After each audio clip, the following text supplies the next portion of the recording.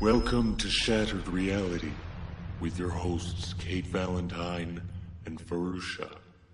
Prepare to have your paradigms shifted and your truths questioned.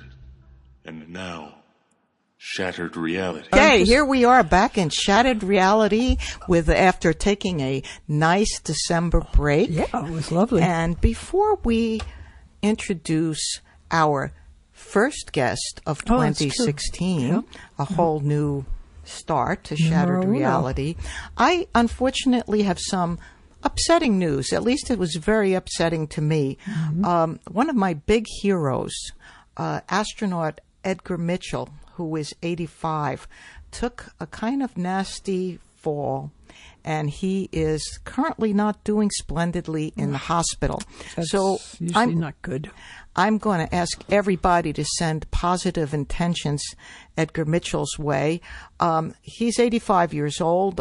He is a doctorate in science from MIT, the co-founder of the Institute of Noetic Sciences, and also he was the person to take the longest walk on the moon of anyone. I think he was with the third group that actually landed on the moon. But I love Edgar Mitchell. When I was a little child, I always wanted to marry an astronaut. And then I finally met Edgar Mitchell at a brunch. Yeah, but you didn't get married. We didn't marry. No. That's the way. But I gave that up. But I'll tell you, he wrote one of the best books I've ever read, and that is Way of the Explorer. And a lot of it was good, but the best part was the first opening pages. That was just terrific. Okay. Well, I'll have to take another look at that. Yeah, it was a great book. And so let's send positive energy, positive intentions toward Edgar Mitchell, American hero and astronaut. Okay.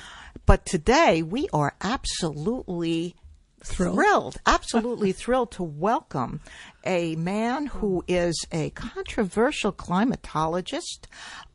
He is the Professor Emeritus at the University of Arizona.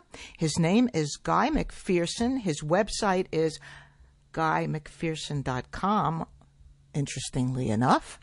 And his podcast, which is an excellent one, is Nature Bats Last. He is known for his bringing forth the dangers involving methane release into the atmosphere and the concept of very rapid climate change. Now, pursuant to that, we have two news stories about that.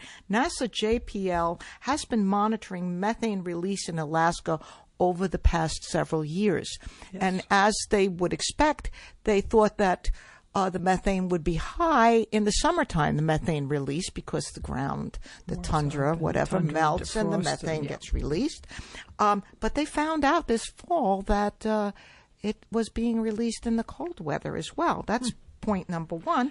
And an adjoining point is, why did they study it in the first place if there is no problem? Well, yeah, that's absolutely right, Kate. And the second thing is that out in California, just outside Los Angeles, we have a big methane leak going on that has caused thousands of people to be removed from their homes, and all the children at Porter Ranch now have to go to an alternative high school down in Los Angeles because of it. So without further ado, we're going to introduce today's guest, the very intelligent and interesting and fascinating Guy McPherson. Welcome to the show. Thank you. Thank you for having me on your show. That's great. Yours seems to be a thesis, actually, that I'm afraid the end truly is near. Well, it certainly would seem that way. I'm often told that I promote near-term human extinction. That's not exactly right. I transmit the evidence indicating that we're headed in that way, but I'm not promoting it. I'm not a big fan. Okay. Well, it would be hard to be being a human being yourself. So give us for our listeners who perhaps have not been to your website yet or have not heard Nature Bats Last, can you give us kind of a synopsis of your thoughts on the matter? Yeah, like how it came about and what your background is in climatology, and you are a professor. I'm a conservation biologist. Okay. And I've been studying climate change since I was in graduate school more than 30 years ago. Wow.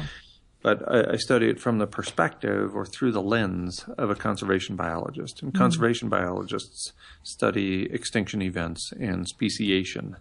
So conservation biologists are the ones who have an understanding of habitat, what it takes for a species to persist on the planet, and what kinds of threats are posed to the demise of those species. That would be a perfect thing of study to get into climate change then. And so by studying those habitats, then that brought you into the climate, which certainly affects habitats.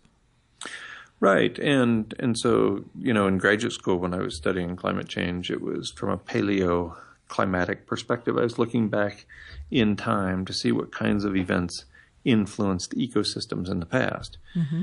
And then throughout my academic career, I studied climate change from the perspective of the dominant narrative, which is what most of us know it by, this gradual increase in global average temperature that produces what some people call weather weirding or unusual events, things like Katrina, the big hurricane that hit more than 10 years ago, hit New Orleans and caused a lot of damage. And that's because there's a lot of energy that builds up in the ocean, and a quick way to get rid of energy is to do it in a funnel or a spiral, and thus is born Hurricane Katrina. And that was 10 and a half years ago now, and there have been many significant events since then, and abundant evidence accumulated and put out in various forms, most notably in the very conservative refereed journal literature, and it all points to the event that's underway now, which is abrupt climate change. It's a very different phenomenon than that slow linear change most of us are familiar with and heard about from Al Gore, for example. So this is a much different kind of phenomenon going on today than what most of us are familiar with. Okay. And what brought you to that conclusion? What were the hallmark signs? I had been tracking the evidence about climate change for quite a long time. I left active service at the University of Arizona. I was a tenured full professor by the age of 40 there, so I was very successful. And I left at the age of 49 in May of 2009 after 20 years of service there and became Professor Emeritus. Now, most people think emeritus means retired. Really, I get to do everything I was doing before except get paid. Yeah, because I was saying you looked way too young to be a Professor Emeritus. So I'm 55 now. I left about 6.5 years ago. Great. And I just kept up with the data and models and forecasts and projections about climate change, and I continue to keep up with the evidence as it comes out. And I guess it was it was actually 2002 when I was working on a book, and I was heavily involved in teaching and research and so on. I was working on a book with a former student of mine, and it was about climate change. This was 2002. And I reached the conclusion then that we had triggered events likely to cause our own extinction by 2030 or so. And then shortly thereafter, I discovered the concept of global peak oil, which points to the demise of industrial civilization. And I thought, well, here it is. Here's what's going to save us, because civilization is a heat engine. Civilization is responsible for heating up the planet in the form of greenhouse gases. And if we stop, and bear in mind this is 2003 or 2004, if we stop now, maybe it won't get so bad it'll cause our own extinction. Well, obviously that was a long time ago. And it was June of 2012 when the number of self-reinforcing feedback loops or so-called positive feedbacks overwhelmed me. And I realized that it's too late. Even if we turn off the switch on civilization now. It's too late. We've triggered events likely to cause our own demise in the near future, regardless of what happens in terms of civilization, which teeters on the brink and could go pretty much any month. Yeah, but anything can happen with civilization. Yeah. Right. Civilizations come and go, and they're not very sustainable. Yeah, well, that's true. But when they used to go, I mean, there was always a civilization to take their place. In other words, you have a conquering, somebody would come out and conquer the other person or other civilization. But now I'm not so sure that there's anybody around to take our place. That's right. And it appears even if industrial civilization collapses, the most horrifying of all civilizations in terms of what this civilization does to non-human organisms, for example, and to the air and to the water and to the soil we're washing into the sea and so forth. Even if this one goes away, the attendant decline in global dimming and therefore brightening of the atmosphere is likely to cause a loss of habitat for humans within a matter of days or weeks. Yeah, and I don't think there's going to be a warning sign either. It'll just, boom, be upon us, and that's it. Well, what do you think, Guy? Are there any tip-offs, something that we would recognize? Mean, does it go from run to hide? Yeah, right. It goes from run to hide, exactly. Right, well, there's any number of factors that could trigger the collapse of civilization. David Korowicz wrote about them when he was writing for the FOSTA group. This is, I think, June 30th, 2012. He indicated that a disruption in the supply of anything significant to civilization would cause its worldwide collapse within as little as 3 weeks. And disruption of anything important, that means food that is unable to go up or down the Mississippi River because it gets too dry. That means water because of water shortages, like we're seeing in Rio de Janeiro right now. That means a disruption of the bond markets because the bond vigilantes decide, well, we're not going to pay this low amount. We're going to want a higher amount. So that could trigger hyperinflation. It could be a massive deflationary event, as we were warned about in late 2008 with the collapse of Lehman Brothers and AIG. And so we could have that sort of event, except now, of course, the derivatives market is way more overstretched than it was then, and the situation on the financial front is far worse. So it could be any number of factors that are early warning signs. And by early warning, I mean as little as 3 weeks before the whole house of cards comes down everywhere in the world. Which may be why the government is really not pushing for any information. Any information or any sort of effort to correct this. Perhaps they're not as stupid as most people think they are, and their experts are saying, look, it's just too late, and if you start saying things, you're going to have worldwide panic, total disruption in social order, and so that's possible too, I have a feeling. Of course. Yeah, I mean, and at this point, we've known for quite a long time now that civilization itself is a heat engine, that switching from fossil fuels to solar panels and wind turbines, which of course require fossil fuels for construction and maintenance. Right. But even if we miraculously somehow switch over to those overnight, civilization itself is a heat engine. We've known this for many years now. And so even if we shut off civilization, that absence of dimming creates so much heat in such a short period of time that I don't see any way for humans to adapt. And if we maintain the heat engine known as civilization, it's worse every day. So we're clearly in the situation of being damned if you do and damned if you don't. I have a rather morbid question for you. Because in some real way, too many people, overpopulation, if you will, is the major contributor to climate change. Would a major population reduction, as in 90 to 95% of the human population, effect any change to the current outlook, as morbid as that may be? And pursuant to that question, do you suppose that the so-called powers that be, no names need be mentioned, any country, do you suppose that they have any plans for radical population reduction and all that implies? Well, it could very well be. We haven't done that experiment yet. So we don't know what the outcome will be. It would not surprise me if a profound reduction in the human population, I mean, that would obviously reduce consumption and emissions, particularly of greenhouse gases. Would it be so severe that it would shut down civilization completely and therefore cause an absence of global dimming and therefore cause heating? I don't know. It's a pretty difficult balancing act to get rid of enough of the people to get rid of the heat engine, but keep enough people around to sustain the global dimming associated with the particulates we put up in the sky. And do people besides you and I know that? Of course. I've been writing about this for a long time. Right. And as a consequence, certainly everything I know is known by the NSA and also by the so-called powers that be in governments around the world. Right. So, of course, they know that. Are they planning something? Well, your guess is as good as mine.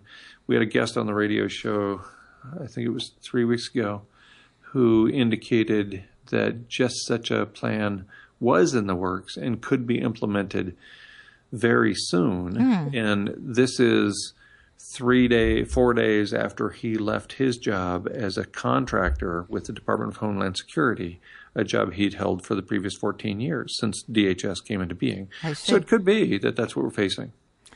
I see. I refuse to be surprised by almost anything anymore. Well, you haven't gone in at all to your thoughts about the methane, and we have both been spoken to about the government digging tunnels underneath various places, most notably the airport in Colorado, in Denver, is supposed to be a big underground complex, yes. And some places down near you, near Dulce, New Mexico, and so forth, there's a lot of scuttlebutt there.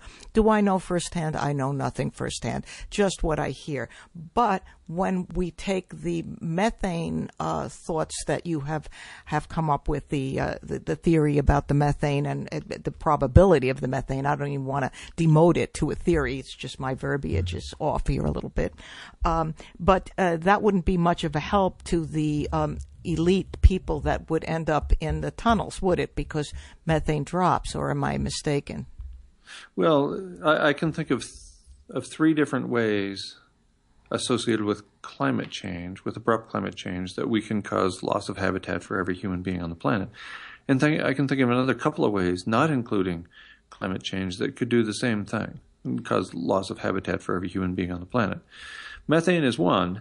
Methane, from an article out just today at Robert Scribbler's website, indicates that peak methane is approaching 3,000 parts per billion, even as carbon dioxide in the atmosphere jumps to all-time highs for this time of year. So NOAA's Met-Op station indicates a new all-time atmospheric high of 2,963 parts per billion of methane. That's a huge number, especially when you consider that in the short term, meaning less than a decade or two, methane is more than 100 times more powerful a greenhouse gas than carbon dioxide is, molecule for molecule. So that's basically the equivalent of nearly 300 parts per million carbon dioxide in the atmosphere. You add that onto the all-time world record 400 parts per million carbon dioxide in the atmosphere, and we're at the equivalent, just counting those 2 greenhouse gases, we're at the equivalent of 700 parts per million CO2. Remember when we were told 350 was the absolute upper limit beyond which we could not go? Right, right. That wasn't that long ago. We're at the equivalent of double that now. And people constantly tell me that we're going to figure our way out of this. Between global dimming, between methane release, atmospheric methane, and also moistening of, and this is one I haven't talked about so far, moistening of the upper troposphere, I don't see any way out. Any one of those 3 could easily take us beyond the ability of humans to adapt and therefore to human extinction. Okay, so just a question here about the upper troposphere. I'm not a scientist, but I know where the upper troposphere is. Can you elucidate what would happen as it gets wetter for Yeah, our listeners? And it is getting wetter, and this is what happens when you warm the planet. When you warm the planet, you increase the amount of evaporation, so the atmosphere becomes wetter. And then eventually, of course, some of that precipitation, some of that water falls out of the atmosphere, and you get floods like we've never seen in human history. And that's what we're seeing in association with this big El Nino event. But water vapor, which is the most dominant greenhouse gas, the most abundant, far more abundant than carbon dioxide and methane, for example. Water vapor feedback at least doubles the amount of warming caused by CO2. So if there's a 1 degree C temperature change caused by CO2, and there has been so far, a little over 1 degree, then the water vapor will cause the temperature to go up at least another 1 degree C and potentially as much as 3 degrees C. So we're looking at up to 4.5 degrees C just from the upper troposphere moistening, and that's in the short term. And then according to Paul Beckwith, looking at the methane data, he made a prediction in November 2014 at the Lima meetings, COP20. And he says we could see an abrupt rise just from methane in the atmosphere of 5 to 8 degrees centigrade within a decade or two. So you add those together, and we're beyond Jurassic Park. We're beyond the warmest point the planet has known in the last 520 million years. Oh, boy. Really? Those are big numbers. Yes, they are. Well, what happened in the the Jurassic area that suddenly went into an ice age? What was the... I'm sorry, I guess I shouldn't just throw that in. When you were talking about Jurassic, and I just said, okay, that it was warm, but then it was followed by an ice age. So what happened there? But that's probably going to get you way off Asteroid topic. in a short, possibly? No, Okay. I don't know. It's something else. But No. Well, it was a feedback type of a loop, and but I'm sorry, I just spoke that's right fine. off the top. That's fine. And it's interesting. There have been essentially 2 stable states in the history of the planet for the last 500 million years or so. Almost the entirety of that 500 million years has been at 12 degrees C, or ice age. That's the planetary average, or 22 degrees C, which is Jurassic Park, or hothouse Earth. Right. So those are the 2 stable states over long periods of time, essentially nothing in between for an extended period of time. That's interesting. We only came to this, quote, relatively stable state that allows civilization to arise within the last few thousand years. This is something new, and it has been reflected once before, about 480 million years ago. There was a short period when it was where we're at now, about 15 degrees centigrade, global average temperature. And it didn't last long. And we don't know. We know a lot about what causes the temperature to increase suddenly and the self-reinforcing feedback loops associated with that.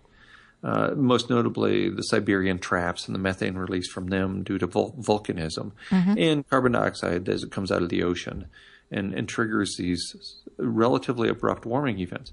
But we don't know a lot about the self-reinforcing feedback loops that are negative, that cause the decline in temperature quite suddenly. Yes, there have been asteroids that have struck the Earth in the past and cause a pretty rapid cooling, but then it's not as if there's suddenly a bunch of plants that are taking up carbon dioxide and removing it from the atmosphere, or a bunch of phytoplankton in the ocean, again, plants that are doing the same thing. So we don't understand how the situation goes into reverse and causes ice age nearly as well as we understand the abrupt rises in temperature. What about the changing of the Gulf Stream, the kind of cooling that would result from the Gulf Stream not working any longer? Yeah, that would be a regional cooling, and it appears that that's underway, as predicted by a couple of consultants for the Pentagon in 2003, guys named Schwartz and Randall. And they had earlier made a prediction that sort of shocked everybody when it came true. A year or so in advance, they predicted the collapse of the Soviet Union. And nobody much saw that coming. So when they predicted that the thermohaline conveyor belt, or the Gulf Stream, would stop or reverse course and cause abrupt cooling in 2003, they were similarly looked at askance, but now they have this record. Oh, Yeah. they got the Soviet Union. So, and they did their research and they, reported the information that was available at the time.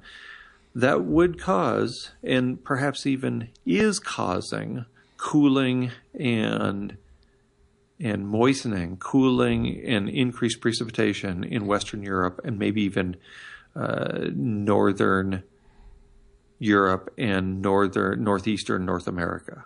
That could be going on. But it's a regional phenomenon. As it's really shifting the energy from one part of the Earth to another. It's not causing an overall cooling in the planet. I see. Right. I was also wondering too. I have to go back to that Ice Age thing, and you talk. I don't know. It's just that. I don't understand what you mean by global dimming. Obviously I know what dimming means, but what are you referring to when you say dimming?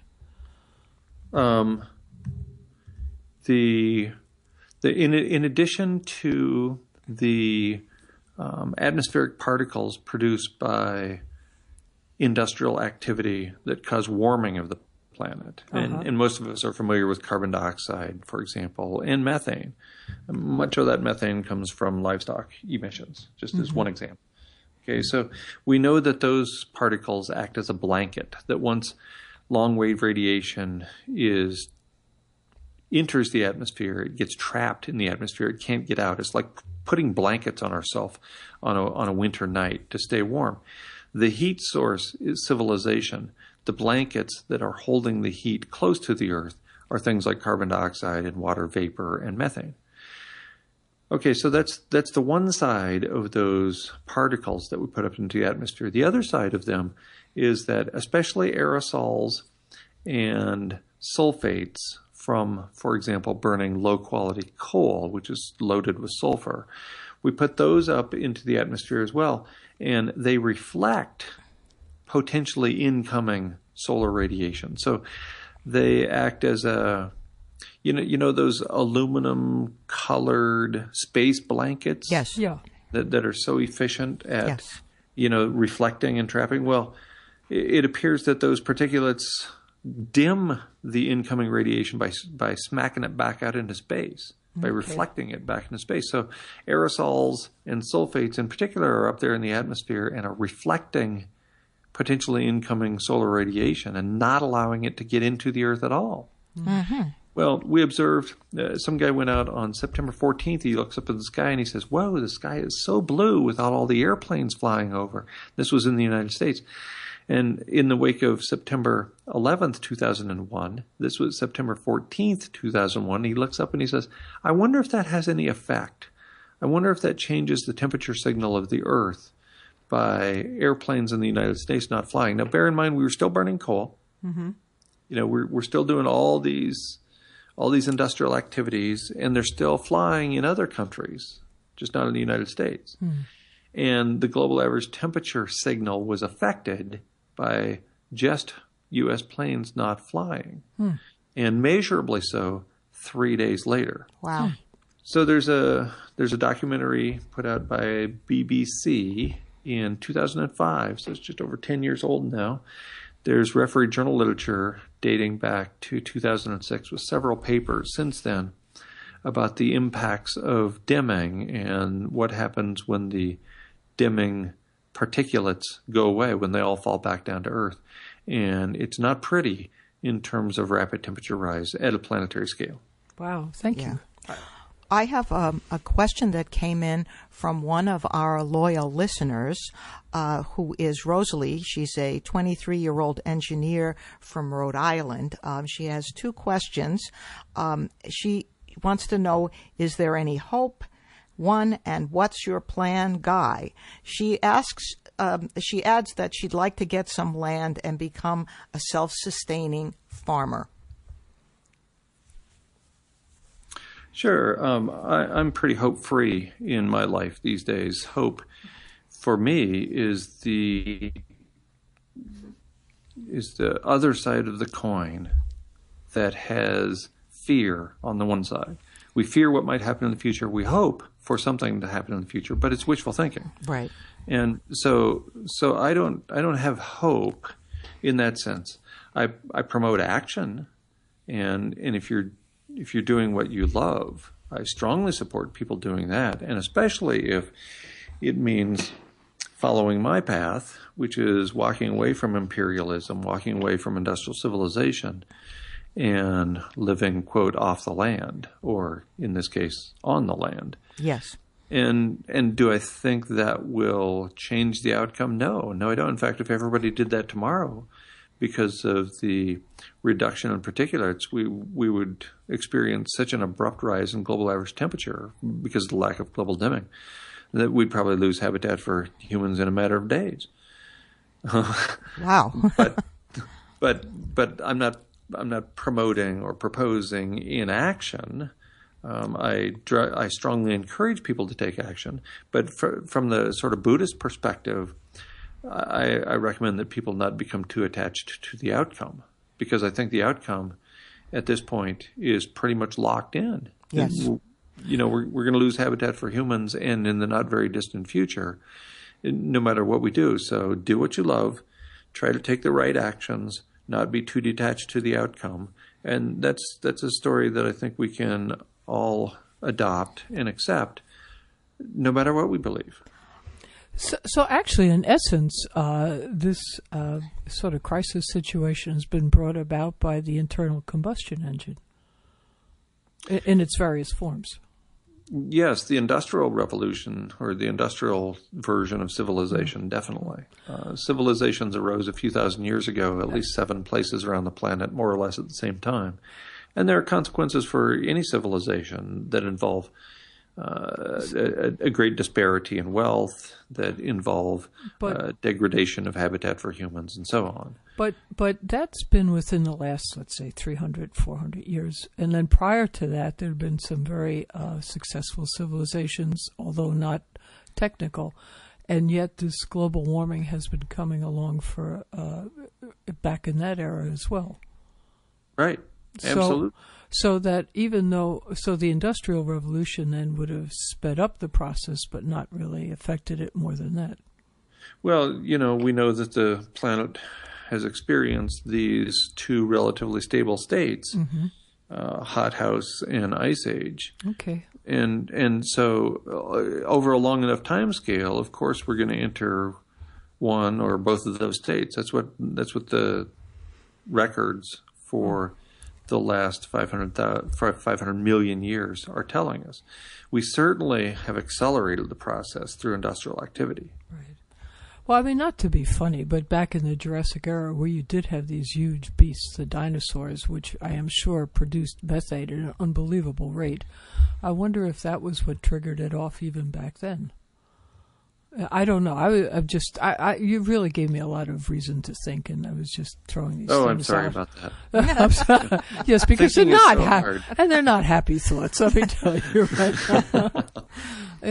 But yeah, I'm wondering. Having had personal experience with a great number of cows, and that's only like 30 or 40 in a barn. I can tell you the methane gets up pretty high pretty fast. Right. Especially if fed the right kind of grain. But, I wonder if maybe it wasn't just the asteroid. Maybe the dinosaurs were bringing things around anyway. I don't know. Who knows? But they did speculate during the last great flood that there was a critical mass of human population that was necessary to preserve the race. And I think someone speculated that it was approximately 2,000 people worldwide. Since there's going to be some survivors in caves somewhere, somehow, probably, and they may reproduce, and then maybe everything will cool down and go back to the 12-degree and there may be a temperate climate somewhere in between. You think, but there's absolutely no hope whatsoever, is what you're saying. Well, the last time it was warm, the last time we were in hothouse, was from roughly 135 million to roughly 45 million years ago. So, in the neighborhood of 90 million years. Mm-hmm. 90 million years without habitat for humans is a long time. Yep. So far, Homo sapiens has been here 2.8 million years. We just need to last 30 times that long, a little more, and then come out the other side until we start entering the Ice Age. In addition, when civilization collapses, and surely it will, that's not the only issue. It's not just heating that is the issue here. There's something arguably more important. That's the catastrophic meltdown of 445 nuclear power plants around the world. Oh, yeah, that's true, too. Yeah. We've already seen what it did to the Pacific Ocean, yeah. if we care to look. Yeah, this is true. Right. Yeah, it doesn't look too good, huh? Absolutely, and people a lot smarter than me have argued that Fukushima alone is an extinction-level event for humans on this planet. And that's one plant out of hundreds. Yeah. Well, you know what? I'm not even going to buy the lottery ticket. That's it. If you buy the lottery ticket and you win, I recommend taking it all out at once. Yeah. Absolutely. Absolutely. I agree with that. Okay. I want to just let our listeners know that you can be found at GuyMcPherson.com, that you have an excellent podcast called Nature Bats Last. And I wanted to also thank Linda,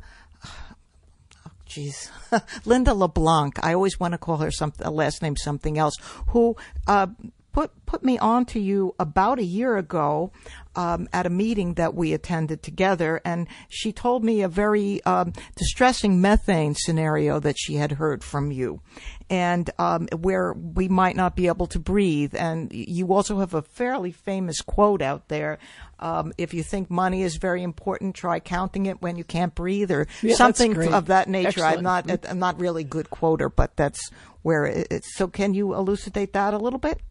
Yeah, I said this years ago when I was a speaker tour. If you think the environment is less important than the economy, try holding your breath while counting your money. Exactly, yes. And that's really where we are. I mean, in this culture, we've managed to monetize every single thing. We even monetize air. Look what's happening. We're sending air from Canada to Beijing and charging money for it. Oh, seriously? Yeah. I didn't We know monetize that. Really? Oh, yeah. Yeah, you can't breathe. There's no clean air in a couple of cities in China. Absolutely. So people are willing to pay almost anything to breathe, of course. You can't see your hand in front of your face. You literally cannot see across the street. And it's not like fog, it's orange. And you know it's killing you. And when you see little children walking around in Beijing, you wonder what could their parents possibly be thinking. Wow, really? Yes, it's true. I have another question here. Shattered Reality Podcast deals with edge science of different sorts from time to time, and often we deal with consciousness. And because matter consists of atoms, as has been found by physicists to be almost empty space, and because through the famous double slit experiment with electrons has proven that observation and therefore consciousness has an effect on matter, do you believe that consciousness can have an effect on climate change and its concurrent effects? Secondly, do you believe that any non-physical intelligences can have an effect on the 3D world in which we live biologically? I don't know if that's a too big a... This was just an hour show. Yeah. For you. Well, I thought about this, Guy. I was sitting there and thinking about what I wanted to ask you. Okay. There are a lot of things we don't know. I've seen no evidence to suggest that we have much control over our consciousness to begin with, and that if we all come together as an act of human consciousness, and by the way, these predicaments we face are really predicaments of consciousness, of human consciousness. So if we all change path, if we become more enlightened, if we experiencing a rapid wave in human consciousness, will that solve the situation? It would surprise me based on the evidence I've seen. But as I said before, I think we should attempt to do what's right, to take those right actions from the Buddhist perspective, regardless of the outcome. So that's why I go around telling people the evidence that I have at my disposal. I'm frequently disparaged for that because clearly if we can't fix it, then why should I go around telling people? That's like telling people you're going to die. Well, of course, everybody knows they're going to die, so they don't need the reminder, and it makes me somewhat of a bummer at parties when I bring that stuff up. But I think, you know, climate scientists, people who know, and bear in mind that most climate scientists are not biologists and don't have an understanding of ecosystem processes. So maybe they really don't know. Maybe if you're a physicist, maybe if you're an engineer and that's your educational background as a climate scientist, maybe you really believe that we can survive anything, including Jurassic Park plus nuclear ionizing radiation. No. I think that would be absurd, but maybe some people actually believe that. So I'm constantly told that I shouldn't go around telling people this, but I think the people who do know and stop a step short and say that we need to have hope, and that if we just do these three things right, squirt a light bulb, switch into Priuses, and foregoing hot showers, that it's all going to be fine. I think that's malpractice, actually. We are in the midst of abrupt climate change. It's almost certain to cause human extinction in the not very distant future. And so to tell people otherwise so that you can keep your paycheck, to me, screams malpractice. Yes, and I've heard you castigate a few of the other climate scientists, including a woman who is kind of, you know, makes some somewhat laughable statements.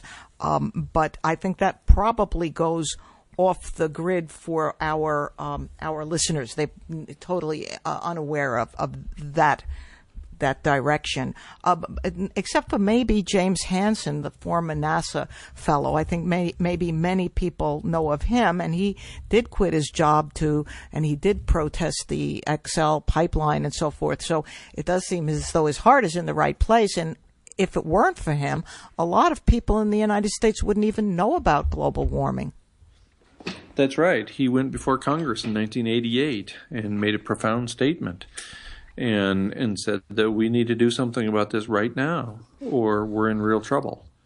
Well, that was 1988. Right. We're in real trouble.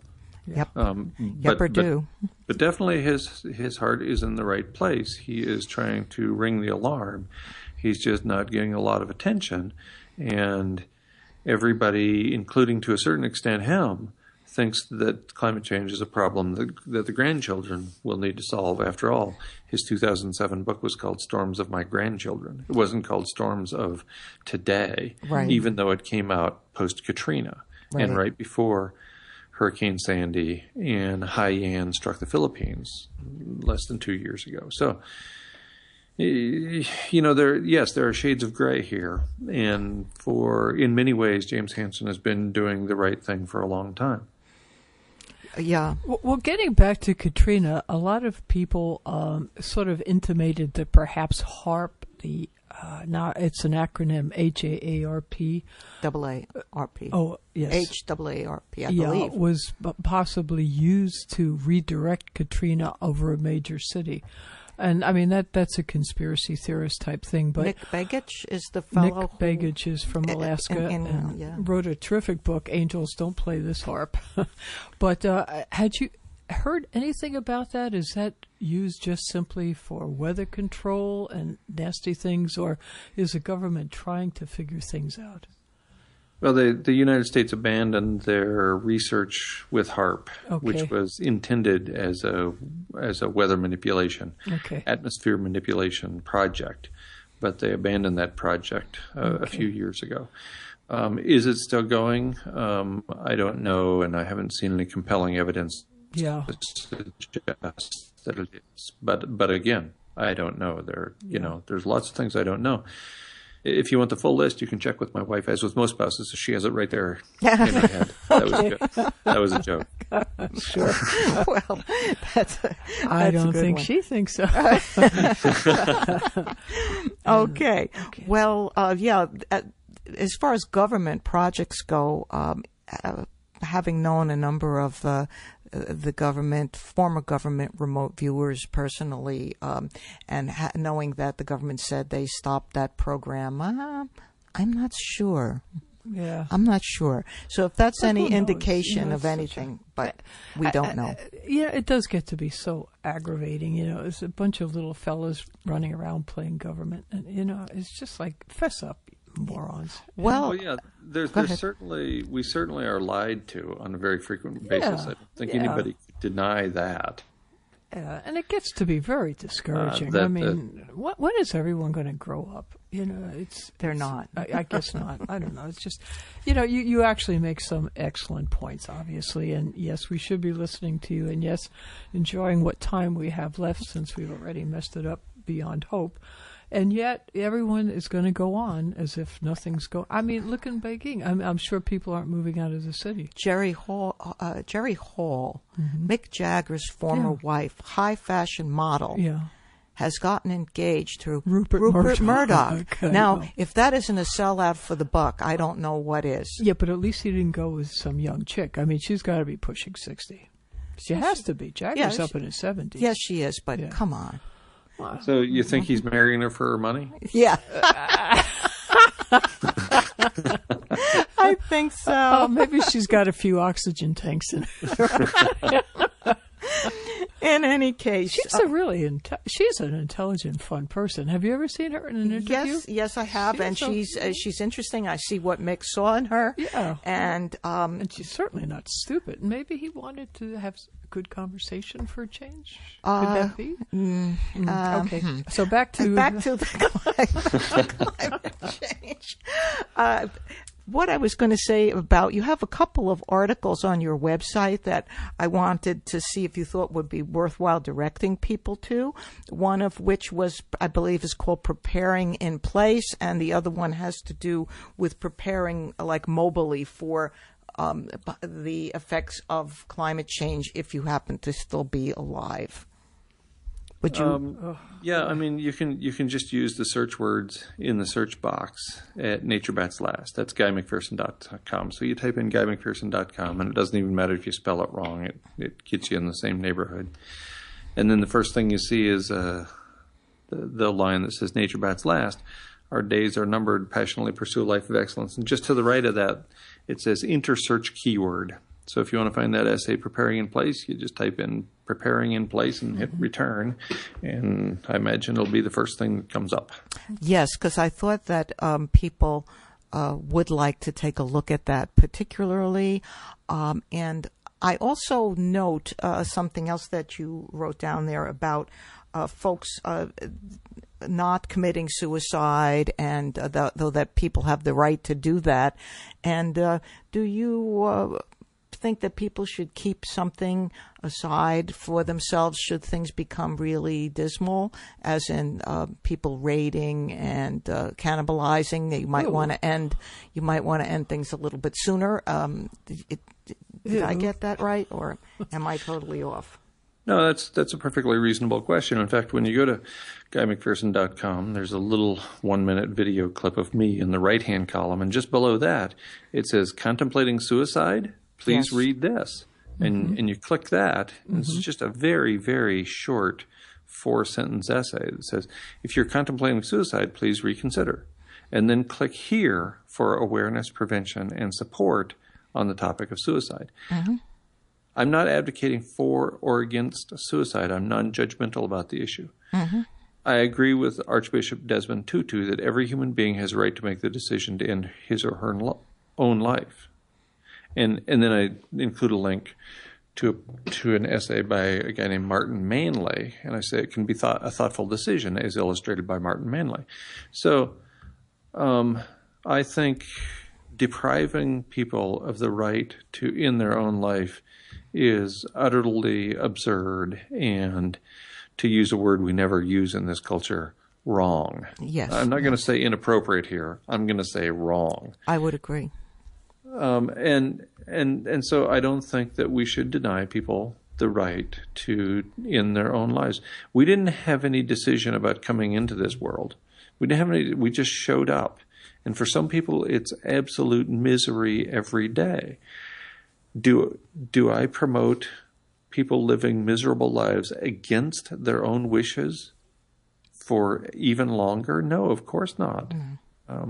If you're being tortured, and people are actually tortured by entities such as the United States government, and if you're being tortured, I'll bet that, and I haven't been subjected to this kind of torture, so I can't say for sure, but I'd be willing to bet that a lot of people who are being tortured would rather die and just be done with it. I would suspect so.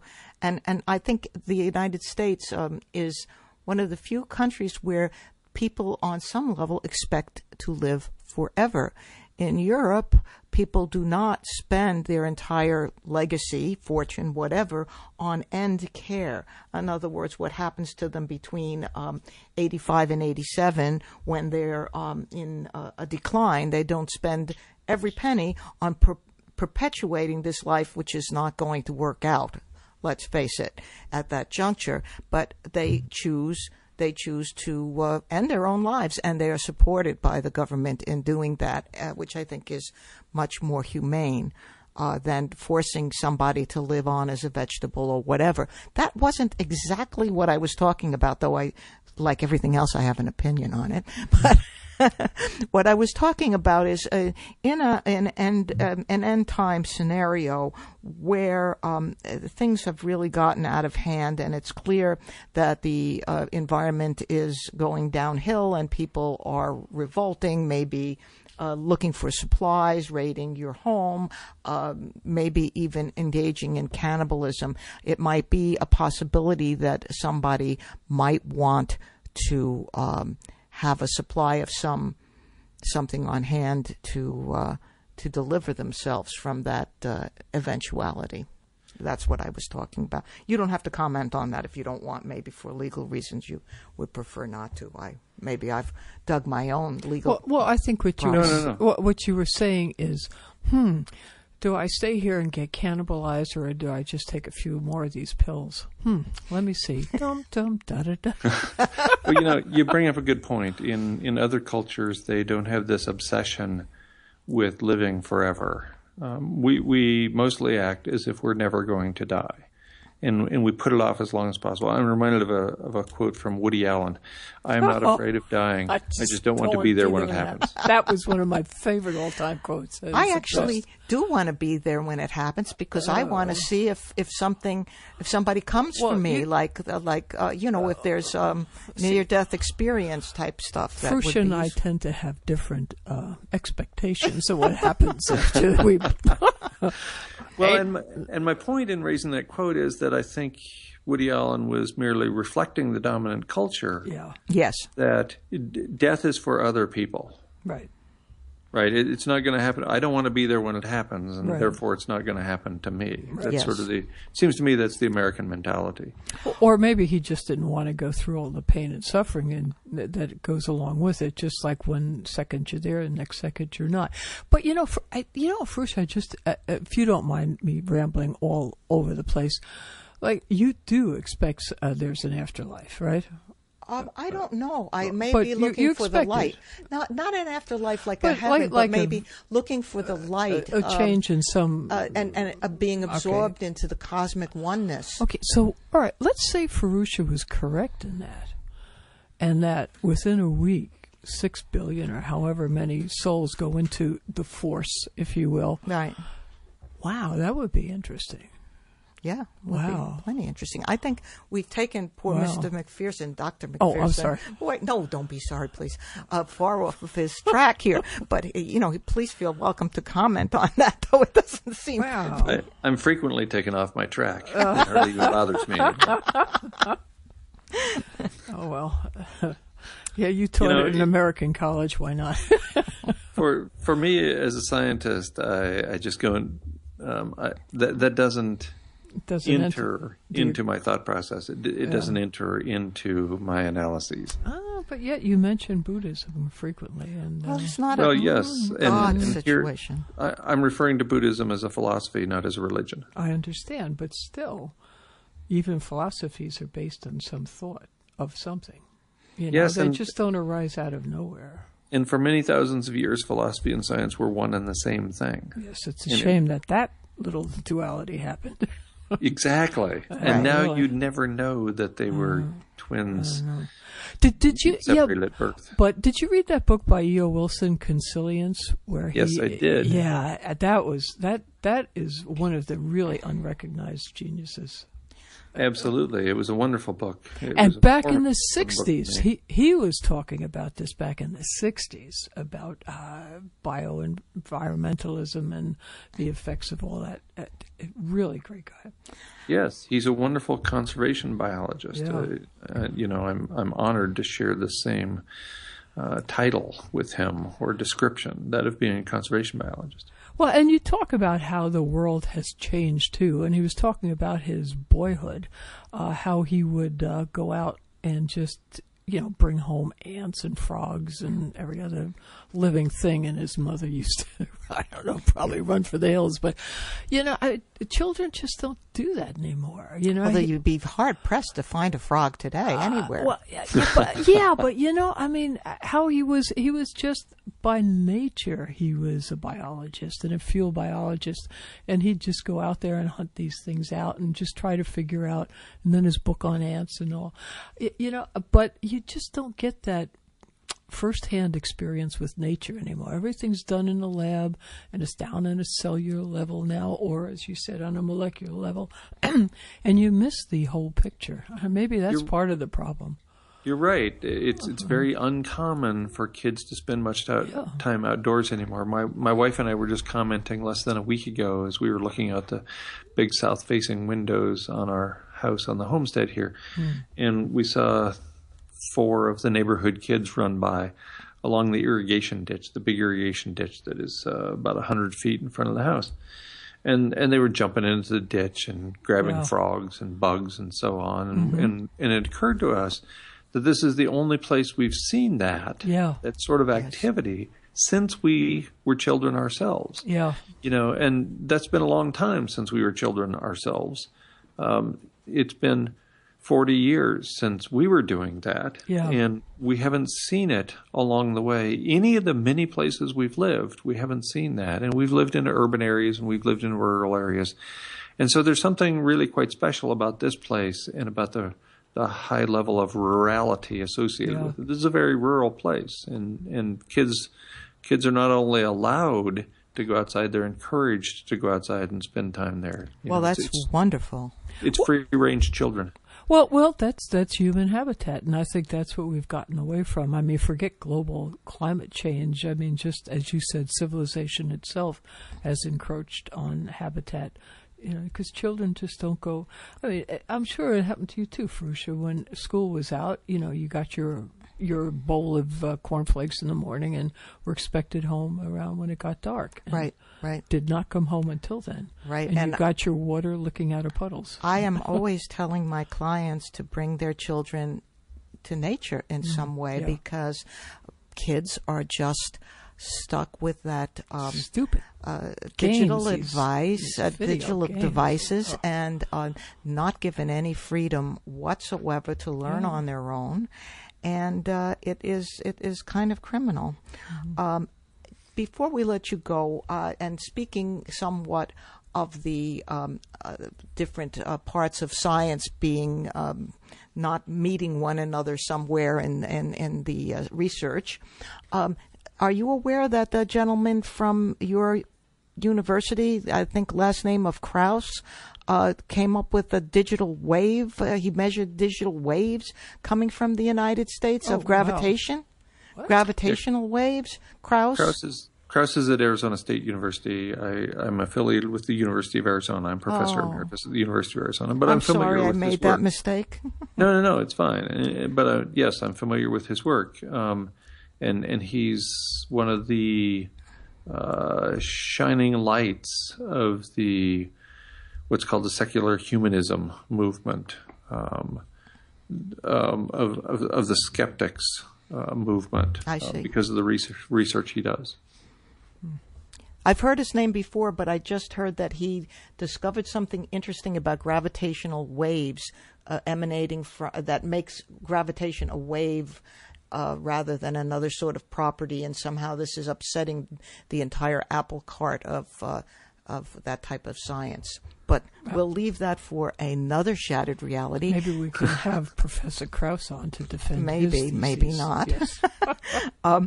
But thank you so much. You've been a wonderful guest, and I cannot thank you enough. And we hope that our listeners will go to your website, GuyMcPherson.com, and listen to Nature Bats Last. I've listened to a few of them, and they are very, very illuminating. Thank you so much, Guy. Yeah, really, it was really fascinating. I really appreciate it. Thank you both. I very much appreciate it as well. It's been a real honor. It's same here. Okay. Bye-bye now. Bye. Bye. To finish up today, on a different note, first of all, I want to thank our wonderful engineer, Bill Morades, for the great job that he does for us here at Shattered Reality. But we have another interesting little postscript here that one of our listeners has very nicely told me a story of her bilocation experiences. She did not know that what had happened to her was called bilocation. Which is what? Bilocation is being in two places at one time, or appearing to be in two places at one time. And it's something that goes back in the literature. There are examples of it in the 19th century kind of psychic literature of the British Psychic Research Institute and so forth. I can't bring up any exact ones of those, though I think that Douglas Hume, spelled H-O-M-E, had some experiences with bilocation. But this listener, who is also my friend, she comes from Romania, and she came here as a young adult to the United States. Over the age of 20, she had already graduated from university and so forth, but she lived in Romania, I would say, at least for the first 25 years of her life. And in her professional career, she was a geologist and did a lot of work as a surveyor, as a graduate student and a surveyor. And she was on a trip. Here there are two different experiences of bilocation that she had. I'm going to read them from my notes here, which are directly from her.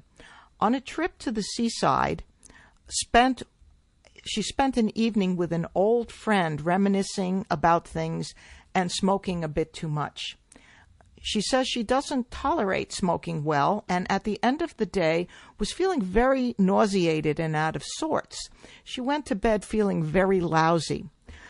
The following day, she went home, and her grandmother, who lived with her in the same house, said that she had seen her passing through her bedroom during the night, quite late at night, and that the grandmother spoke to her, and she didn't respond, and she thought that my friend had been extremely rude. Now, we all know about walking in your sleep. Right. But she was many kilometers away at the seaside. And there was no way she could have walked home as a sleepwalker and walked through her grandmother's bedroom. Well, we could say this was an elderly lady. She could have been mistaken, whatever. However, the second experience she had tops the first. Remember, I told you she was a geologist and did surveying and so forth. So on a geological field trip assignment to make a map of a river valley in a remote area of, guess where? Romania? Transylvania. Okay. Which is, of course, in Romania and Bulgaria, I think. It's common to both countries. But in a remote area in Transylvania on a river valley, they were working in groups of 3. On the day that this happened, she had stayed behind in her hotel room, sick with a bad cold, and never leaving the room. Now, bear in mind, again, the hotel room is not at the same location as the remote river valley. They had to take a jeep or some such vehicle up into the river valley, and it was far away from, sidewalks, shall we say. So she stayed home, and her 2 colleagues came back from the long trip, and they were very mad at her, asking what she was doing on the opposite riverbank that day. Now, again, I have to say, there aren't any people to speak of in this river valley. There, the idea of seeing one person would be a lot, and it would probably be some villager or not look like my friend, who is a modern woman with makeup and, the whole 9 yards. So that's interesting. She said twice now. Twice, and she said that the being that was seen did not even answer when they waved at her. When she protested, saying, "I did not go out that day at all," both of them said that they had seen me and described the clothes that she was wearing in the field, which was flaming red pants and a striped T-shirt. Hard to be mistaken for anyone else, since that was the same clothes she was wearing then. They said that she seemed to be completely ignoring them and just continued walking. And she says here, it could hardly have been someone else, since this was a geological experiment in an unpopulated and deserted part of the mountain. Oh. So there you go. That is kind of a very interesting first-hand description of something paranormal happening to one of our listeners here. And she also reports, and we've talked about this together, the commonalities of the two events were not feeling well, probably wishing she was somewhere else, not speaking when spoken to.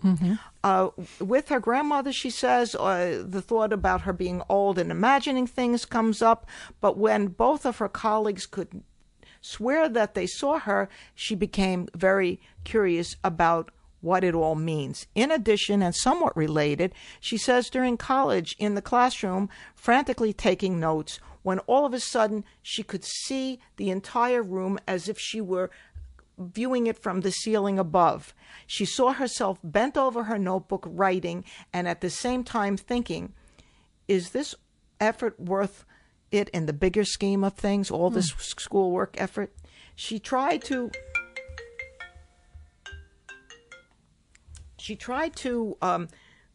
replicate it, but could not. Okay.